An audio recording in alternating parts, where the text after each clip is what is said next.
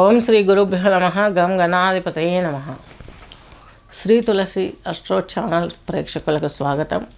ఈరోజు మనం జనవరి 15 నుండి జనవరి 31 వరకు జరుగు ఈ గోచారాన్ని తీసుకుంటున్నాం. రెండవ పక్షం.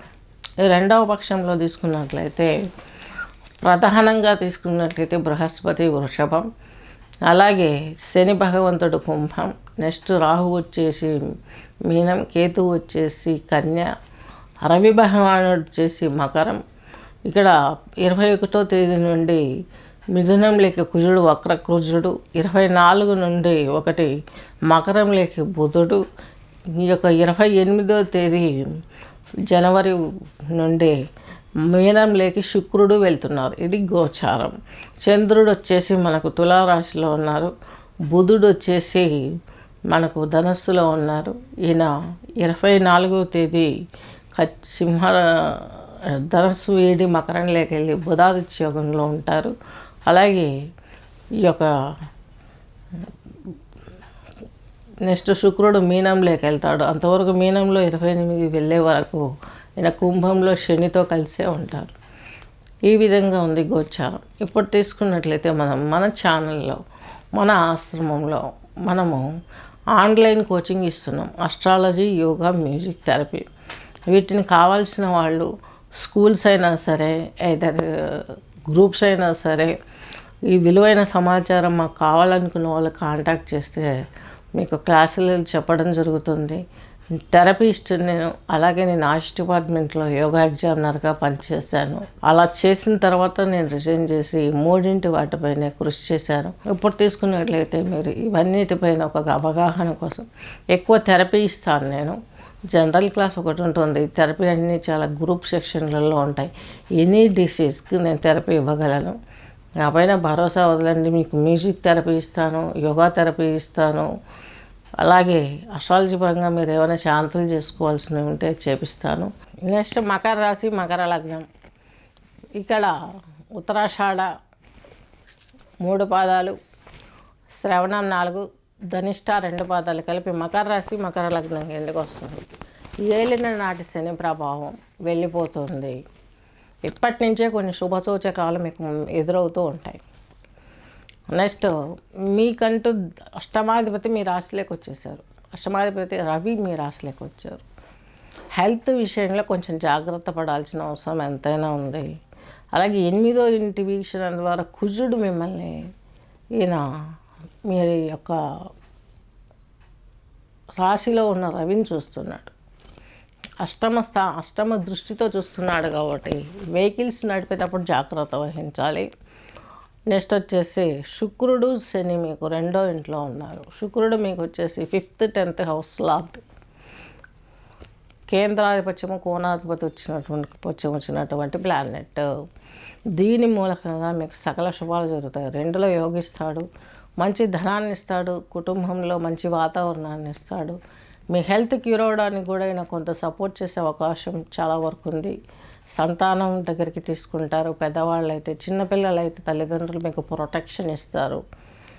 తగిన టైంలో వైద్యం అందుతుంది. మంచి సూచనలు కనిపిస్తున్నాయి. నెక్స్ట్ వచ్చేసి మీకు 2వ ఇంట్లో శని శుక్రుడు ఉన్నారు కదా. దీని మూలకంగా శనిని తీసుకున్నట్లయితే పోతూ కొంచెం నాలెడ్జ్ ఇస్తాడు. At the same time money ఇచ్చే అవకాశాలు కూడా ఉన్నాయి. అన్ని గ్రహాల కంటే పైపెచ్చి కొంచెం శని మాత్రం అందరూ పోయింది అంతే. ఇంకా వేరే బెనిఫిట్స్ అంటే ఉండవు. రాశి మారిన తర్వాతనే ఉంటాయి. ఒక శని మాత్రం పోతూ చక్కగా మీకు ఎక్స్పీరియన్స్తో పాటు కొంత అనుభవ జ్ఞానంతో ధనాన్ని సమకూర్చుకునే మార్గాన్ని ఇచ్చి వెళ్తాడు. ఆరోగ్యాన్ని రెక్టిఫై చేసుకునే విధానాన్ని కూడా కలగజేస్తాడు.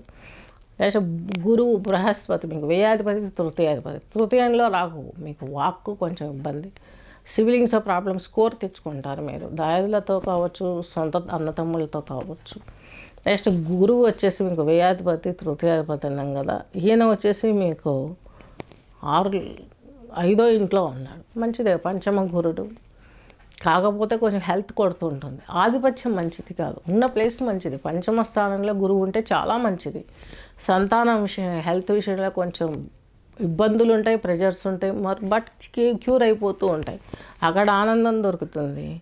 ఏది ఏమైనా దత్తాత్రేయ స్తోత్రాలు పారాయణ చేయడం, దత్తపు చరిత్ర చదవడం, దత్త ప్రదక్షిణ చేసుకోవడం, దత్త అభిషేకాలు చేయించుకోవడంతో ఈ యొక్క 3 ప్రాబ్లమ్స్ క్యూర్ అయ్యే అవకాశాలు 100కి 200 ప్రాబ్లమ్స్ క్యూర్ అవుతాయి. నెక్స్ట్ వచ్చేసి కుజుడు మీకు చతుర్థాధిపతి, లాభాధిపతి. ఈయన ఎక్కడున్నాడు? మీకు మీ యొక్క 6వ ఇంట్లో ఉన్నాడు. తల్లిదండ్రులకు సంబంధించినటువంటి ప్రాబ్లమ్స్ రెక్టిఫై అవుతాయి. ఫ్యామిలీలో ఉన్నటువంటి ప్రాబ్లమ్స్ రెక్టిఫై అవుతాయి. మీ ఉద్యోగంలో మీకు మంచి పేరు వస్తుంది, ధనాన్ని సమకూర్చుకోగలుగుతారు. వారసత్వ ఆస్తులు కూడా మీకు సమకూరే అవకాశాలు చాలా స్పష్టంగా గోచరిస్తున్నాయి. అట్ సేమ్ టైం తీసుకున్నట్లయితే మీకు కేతువు వచ్చేసి మీకు భాగ్యకేతు, వైరాగ్యం పెరుగుతుంది. దేవుడు అంటే ఏంటో తెలుసుకోవాలనే ఒక ఇచ్చ పెరుగుతుంది. మంచి జీవితంలో మంచి ప్రయత్నాలు చేస్తారు. సాఫ్ట్వేర్ వారికి ఎక్సలెంట్ పీరియడ్.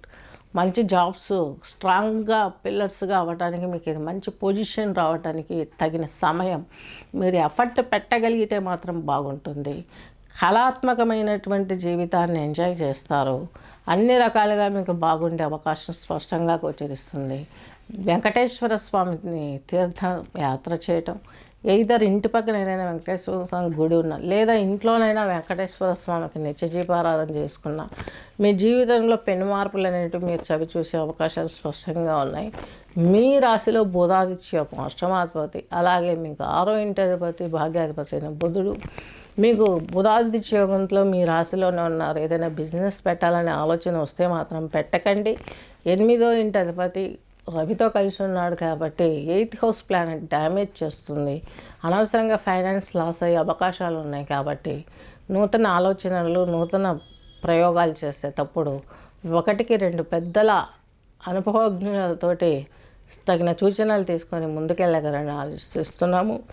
మీకు సంతానంతో ఉన్నటువంటి అవినాభావ సంబంధం, అందులో మీరు అన్ని కష్టపడే ఫలితాలన్నీ కూడాను పోగొట్టుకోగలుగుతారు. చక్కగా ఉంటుంది. వివాహం కాని వారికి వివాహం అవుతుంది. పిల్లల విషయంలో చేయాలనుకునే వారికి వాళ్ళకి వివాహాది క్రియలు చక్కగా ఉంటాయి. ఏది ఏమైనా ఈ టైం గుడ్ టైం అని చెప్పొచ్చు. కొన్ని ప్రాబ్లమ్స్ సాధారణం, సర్వసాధారణం. మీకు పైసు, పిస్టుల, పెద్ద పేగు ఇలాంటి కొంచెం ఇలాంటి అనారోగ్య సమస్యలు, పెద్ద పేగుకు సంబంధించి మల విసర్జన టైంలో కొంచెం ఇబ్బంది కలగడం, ఇలాంటి విషయాలు ఉంటాయి.